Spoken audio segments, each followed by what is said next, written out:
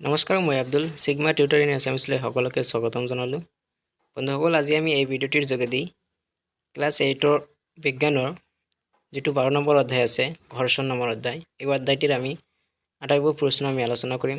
তুমি যদি ক্লাছ 8ত পঢ়ি আছা তেনেহ'লে বহি কলম ওলাই লোৱা, আমি ভালদৰে আলোচনা কৰি দিম। চোৱা, 1 নম্বৰত কি কুৱেশ্যন দি আছে চোৱা, খালী ঠাই পূৰ কৰা।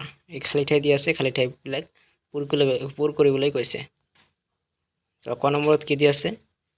ক নম্বৰত দি আছে যে পৰস্পৰ সংস্পৰ্শত থকা দুখন পৃষ্ঠৰ মাজৰ ঢেৰ ঘৰ্ষণে বাধা দিয়ে। এই খালী ঠাইত কি হ'ব? খালী ঠাইত হ'ব, ইয়াত উত্তৰ আমি ভালদৰে দি দিছোঁ। খালী ঠাইত হ'ব আপেক্ষিক গতিত। ইয়াত হ'ব আপেক্ষিক গতিত। তাৰপিছত চোৱা, খ নম্বৰ চোৱা যে পৃষ্ঠৰ ঢেৰ ওপৰৰ ঘৰ্ষণ নিৰ্ভৰশীল। এই খালী ঠাইত কি হ'ব? এই খালী ঠাইত হ'ব মীৰ্ষণতাৰ। তোমালোকে লিখি ল'বা, নোট কৰি ল'বা, মীৰ্ষণতাৰ। তাৰপিছত চোৱা, ইয়াত এটা খালী ঠাই, গ নম্বৰ, ঘৰ্ষণে ঢেৰ উৎপাদন কৰে। ঘৰ্ষণে কি উৎপাদন কৰে? এইটো মনত ৰাখিব যে তাপ উৎপন্ন কৰে। ঘৰ্ষণে তাপ উৎপন্ন কৰে। তাৰপিছত চোৱা, ঘ নম্বৰটো চোৱা, কেম বৰ্ডৰ ওপৰত পাউডাৰ ছটিয়ালে ঘৰ্ষণ ঢেৰ। এই খালী ঠাইত কি হ'ব? ঘৰ্ষণ কমে হ'ব, কমে, এইটো মনত ৰাখিব। তাৰপিছত অম নম্বৰটো চোৱা যে স্থিৰ ঘৰ্ষণতকৈ পিছল ঘৰ্ষণৰ মান কি হ'ব? এইটো হ'ব কম। এইটো হ'ব কম। স্থিৰ ঘৰ্ষণতকৈ পিছল ঘৰ্ষণৰ মান কম। ভালদৰে নোট কৰি ল'বা। তাৰপিছত চোৱা, 2 নম্বৰটো চোৱা যে 4জন ছাত্ৰক ঘূৰ্ণি স্থিৰ আৰু পিছল ঘৰ্ষণৰ বলৰ মান অধক্ৰমত সজাবলৈ কোৱা হ'ল। তলৰ উত্তৰকেইটা উপস্থাপন কৰা হ'ল, কোনটো শুদ্ধ নিৰ্ণয় কৰা।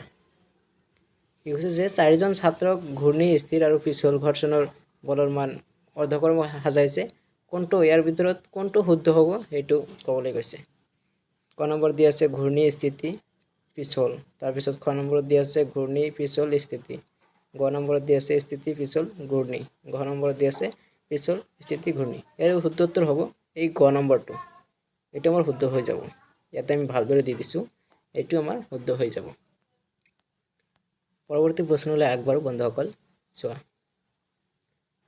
কি কৈছে যে 3 নম্বৰ, আলিদাই তাইৰ পুতলা গাড়ীখন মাৰ্বলৰ শুকান মজিয়া, মাৰ্বলৰ তিতা মজিয়াত পাৰি থোৱা বাতৰি কাকত আৰু টাৱলৰ ওপৰেৰে চলাই আছে। বিভিন্ন পৃষ্ঠত গাড়ীখনৰ ওপৰত ক্ৰিয়া কৰা ঘৰ্ষণৰ বলৰ কি কৈছে যে মান ঊৰ্ধ্বক্ৰমত লিখিতে শুদ্ধ উত্তৰ হ'ব। 4টা ঊৰ্ধ্বক্ৰমত লিখি দিছে, কোনটো ইয়াৰ ভিতৰত শুদ্ধ উত্তৰ হ'ব? এইখিনিতে মই কৈ দি আছোঁ যে ইয়াৰ শুদ্ধ উত্তৰটো হ'ব ক নম্বৰটো। ক নম্বৰটো পঢ়ি চাওঁ যে মাৰ্বলৰ তিতা মজিয়া, মাৰ্বলৰ শুকান মজিয়া, বাতৰি কাকত আৰু টাৱেল। এইটো আমাৰ শুদ্ধ হৈ যাব। ইয়াত দি দিছোঁ আমি, ক নম্বৰটো আমাৰ শুদ্ধ হৈ যাব। তাৰপিছত চোৱা, 4 নম্বৰটো চোৱা, কি কৈছে যে দৰকাৰ হ'ল তোমাৰ লিখা ডেস্কখন কিছু পৰিমাণে হেলনীয়া। ইয়াৰ ওপৰত ৰখা কিতাপ এখন পিছলিবলৈ আৰম্ভ কৰিছে। কিতাপখনৰ ওপৰত প্ৰয়োগ কৰা ঘৰ্ষণ বলৰ দিশ দেখুওৱা। কি কৈছে যে তোমাৰ লিখা ডেস্কখন যে আছে তাৰ হেলনীয়াকৈ, কিছু পৰিমাণে হেলনীয়াকৈ, ইয়াৰ মানে এটা কিতাপ আছে, কিতাপটো মানে পিছলভাৱে পৰি যাবলৈ ধৰিছে। আমাক ক'বলৈ কৈছে যে কিতাপখনৰ ওপৰত প্ৰয়োগ হোৱা ঘৰ্ষণ বলৰ দিশটো দেখুৱাবলৈ কৈছে। ইয়াৰ উত্তৰ আমি ভালদৰে দি দিছোঁ ইয়াত যে ঘৰ্ষণ বলৰ দিশ ঊৰ্ধ্বগামী হ'ব, অৰ্থাৎ পিছলিবলৈ আৰম্ভ কৰা কিতাপখনৰ বিপৰীত দিশত ঘৰ্ষণটো হ'ব। 5 নম্বৰ চোৱা যে কি কৈছে যে দুৰ্ঘটনাবশত মাৰ্বলৰ মজিয়াত তুমি এবাল্টি চাবোন পানী পেলালা। ইয়াৰ বাবে মজিয়াখনত খোজ কাঢ়িবলৈ তোমাৰ সহজ হ'ব নে টান হ'ব? কাৰণ দৰ্শোৱা। মানে দুৰ্ঘটনাবশত মানে তোমাৰ মাৰ্বলৰ মজিয়াত চাবোনৰ পানী পেলাই দিছা, তেনেহ'লে তুমি যে তেতিয়াহ'লে তুমি যে খোজ কাঢ়িবা, খোজ কঢ়াত মানে সহজ হ'ব নে কঠিন হ'ব? সেইটো কাৰণ দৰ্শাবলৈ কৈছে। ইয়াৰ উত্তৰ হ'ব যে কঠিন হ'ব। এইটো আমি সকলোৱে জানো, কাৰণ পিছলা পানী যদি আমি খোজ কাঢ়োঁ তেনেহ'লে আমি পৰি যাম। সেইকাৰণে দি দিছোঁ আমি উত্তৰখিনি ভাল কৰে যে কঠিন হ'ব কাৰণ চাবোন পানী পৰাৰ ফলত মজিয়াৰ ঘৰ্ষণ বলৰ পৰিমাণ একেবাৰে কমি যায় ভাৱে পিছল হয়। তাৰপিছত পৰৱৰ্তী প্ৰশ্ন চাওঁ। 6 নম্বৰ চোৱা যে খেলুৱৈসকলে গজাল থকা জোতা কিয় ব্যৱহাৰ কৰে ব্যাখ্যা কৰা। এইটো কৰা হ'ব। খেলুৱৈসকলে গজাল থকা জোতা কিয় ব্যৱহাৰ কৰে এইটো ব্যাখ্যা কৰিবলৈ কৈছে। আমি এটা লাইনতে দি দিছোঁ যে গজাল থকা জোতা পিন্ধাৰ ফলত মাটিত খাপনি পুতিবলৈ সহজ হয়। মানে খাপনি পুতিবলৈ সহজ হোৱাত মানে আমি দৌৰাতে বা আগলৈ আমি সোনকালে যাব পাৰোঁ। এইখিনি গম পালা।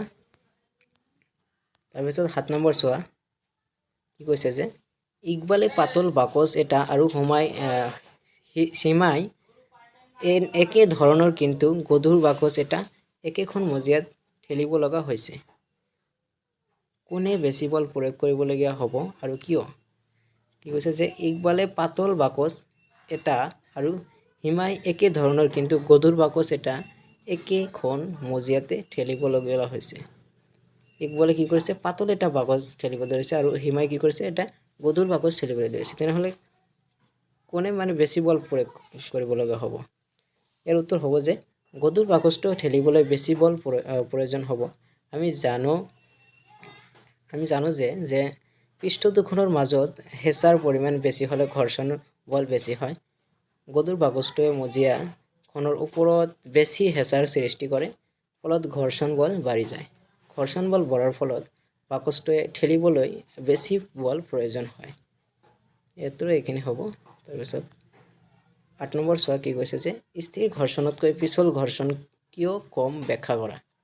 ইয়াৰ উত্তৰ হ'ব যে স্থিৰ ঘৰ্ষণত বস্তুটোৰ পৃষ্ঠৰ স্পৰ্শ বিন্দুসমূহে আনখন পৃষ্ঠৰ স্পৰ্শ বিন্দুসমূহৰ সৈতে লগ লাগিবলৈ যথেষ্ট সময় পায়, ফলত ঘৰ্ষণৰ পৰিমাণ বৃদ্ধি হয়। আনহাতে পিছল ঘৰ্ষণৰ বস্তুটোৰ পৃষ্ঠৰ স্পৰ্শ বিন্দুসমূহে আনখন পৃষ্ঠৰ স্পৰ্শ বিন্দুৰ সৈতে এইটো দায়িত্ব নহ'ব। স্পৰ্শ বিন্দুৰ সৈতে লগ লাগিবলৈ সময় কম পায়, সেয়েহে ঘৰ্ষণৰ পৰিমাণ কম হয়। ইয়াৰ উত্তৰ এইখিনি হ'ব।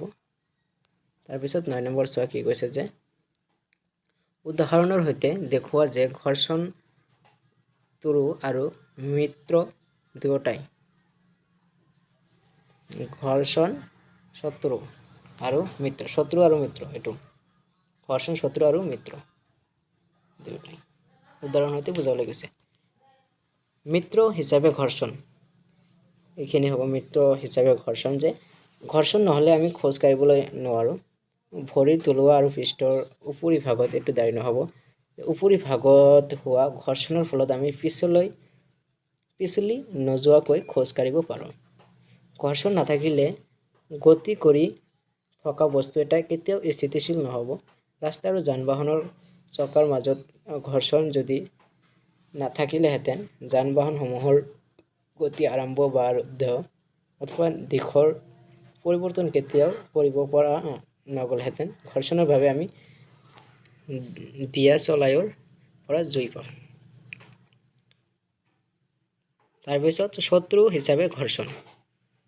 হিচাপে ঘৰ্ষণ হ'ব যে ঘৰ্ষণৰ বাবে ভৰু বল বিয়াৰিং অথবা জোতাৰ তলি আদি ক্ষয় যায়। ঘৰ্ষণৰ ফলত তাপৰ উৎপত্তি হয়। মেচিন এটা চলাবলৈ উৎপন্ন হোৱা তাপৰ ফলত যথেষ্ট শক্তিৰ ক্ষতি হয়। 10 নম্বৰ প্ৰশ্নটো চোৱা যে তৰলত গতিক বস্তুসমূহৰ কিয় বিশেষ আকৃতি থাকে ব্যাখ্যা কৰা।